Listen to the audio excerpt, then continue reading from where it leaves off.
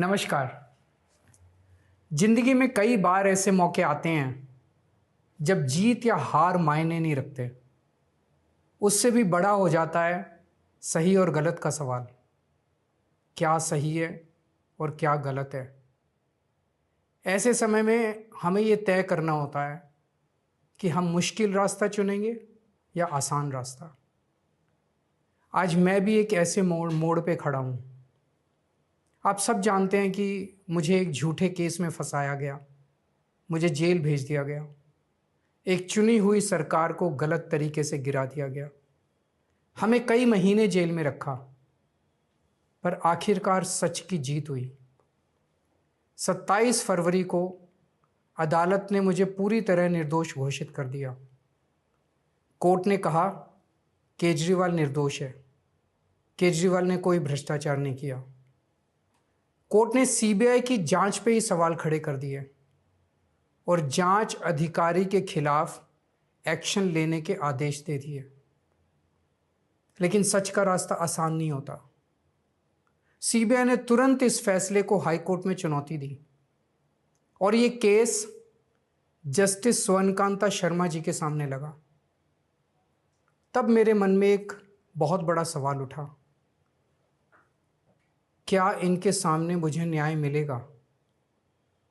मेरे मन में ये प्रश्न क्यों आया? इसके कई कारण हैं, पर दो कारण मुख्य हैं।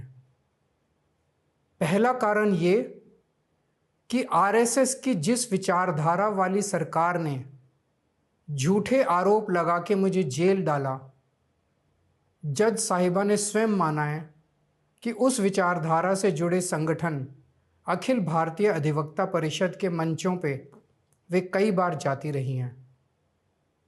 मैं और आम आदमी पार्टी उस विचारधारा के घोर विरोधी हैं। ऐसे में क्या उनके सामने मुझे न्याय मिल सकता है? दूसरा कारण कोर्ट में मेरे विपक्ष में केंद्र सरकार की सीबीआई और जस्टिस स्वर्णकांता जी के दोनों बच्चे केंद्र सरकार में काम करते हैं। दोनों बच्चे केंद्र सरकार के वकीलों के पैनल में हैं। हमारे सामने कोर्ट में दूसरी ओर से वकील हैं सॉलिसिटर जनरल श्री तुषार मेहता जी। तुषार मेहता जी दोनों बच्चों को केस देते हैं। उन्हें कितने केस मिलेंगे, कौन से केस मिलेंगे, ये तुषार मेहता जी तय करते हैं।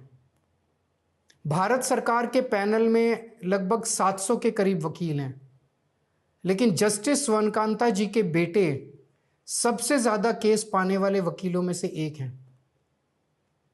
उनके बेटे को 2023 से 2025 के बीच लगभग 5,904 केस डॉकेट मिले।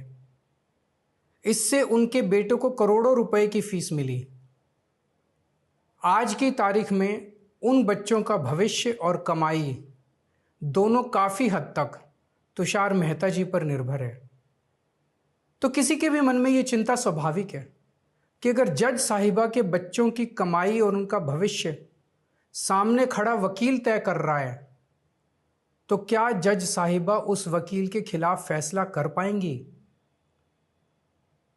मैं ये स्पष्ट करना चाहता हूं कि मुझे जुडिशरी पे पूरा भरोसा है। मैं जुडिशरी का बहुत सम्मान करता हूं। जब मेरे खिलाफ गलत साजिश हुई तो हमारे देश की जुडिशरी ने ही मुझे न्याय दिया था।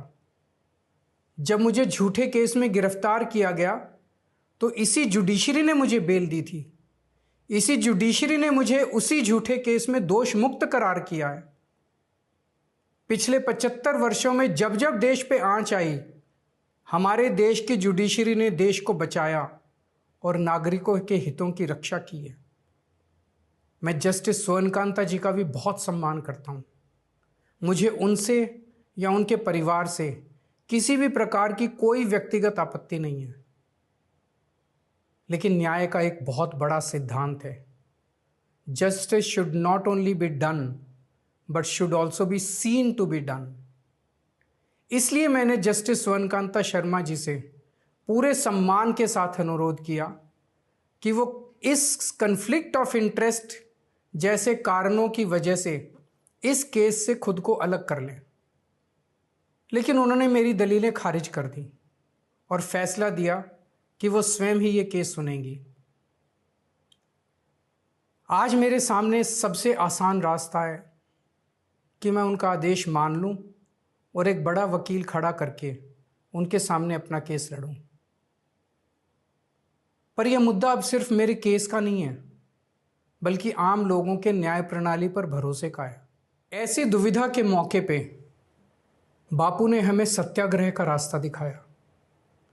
बापू ने कहा था कि जब भी किसी अन्याय का सामना करो तो उसका पहला कदम विरोध नहीं बल्कि बातचीत होना चाहिए। अपनी बात अन्याय करने वाले के सामने पूरी विनम्रता के साथ रखनी चाहिए और उसे सुधारने का पूरा मौका देना चाहिए। सारी कोशिशों के बाद भी अगर न्याय ना मिले तो अंतरात्मा की आवाज़ सुनो।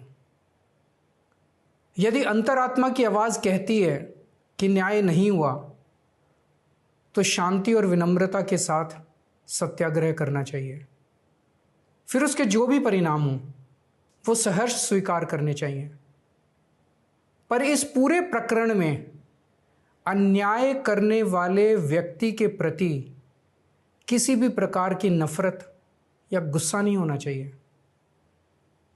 मैंने भी बातचीत से शुरुआत की, पूरी निष्ठा और विनम्रता के साथ जस्टिस स्वर्णकांता जी के सामने अपनी बात रखी।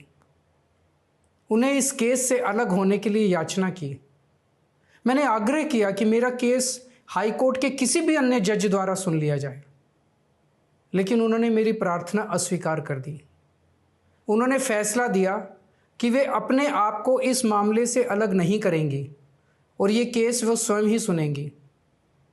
उनके दिए गए इस फैसले से मैं पूरी विनम्रता पूर्वक असहमत हूँ। इस पूरे घटनाक्रम के बाद मेरी आशंका और गहरी हो गई है कि क्या उनके सामने मुझे न्याय मिलेगा।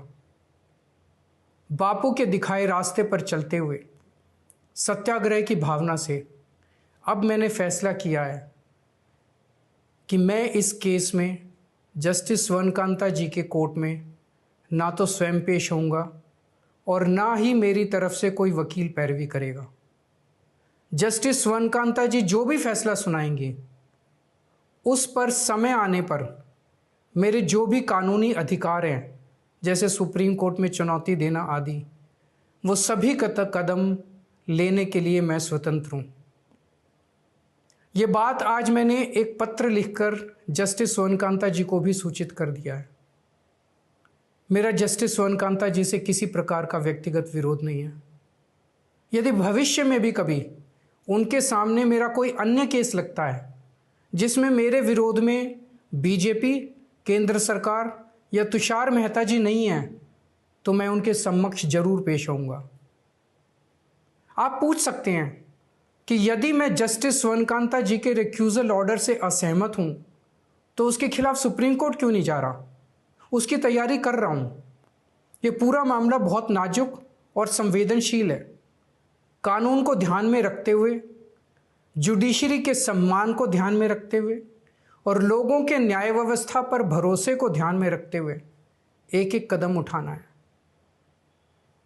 मैं ये कदम अहंकार या किसी विद्रोह या विरोध की भावना से नहीं उठा रहा। इस कदम के जरिए मेरा मकसद देश की कानून प्रणाली को चुनौती देना भी नहीं है और ना ही मेरा मकसद न्याय व्यवस्था का अपमान करना है। इसी केस में मैंने हर स्टेज पे, हर अदालत में अपना पूरा सहयोग दिया है। मैं न्यायपालिका का बहुत सम्मान करता हूँ। इसी न्यायपालिका की वजह से आज मैं आज़ाद घूम रहा हूँ। मेरा सिर्फ और सिर्फ इससे एक ही मकसद है, देश की न्याय व्यवस्था पर लोगों के भरोसे को और मजबूत करना, लोगों में ये अटूट विश्वास भरना कि ज़रूरत पड़ने पर हमारे देश की न्याय व्यवस्था से उन्हें न्याय ज़रूर मिलेगा। जय हिंद।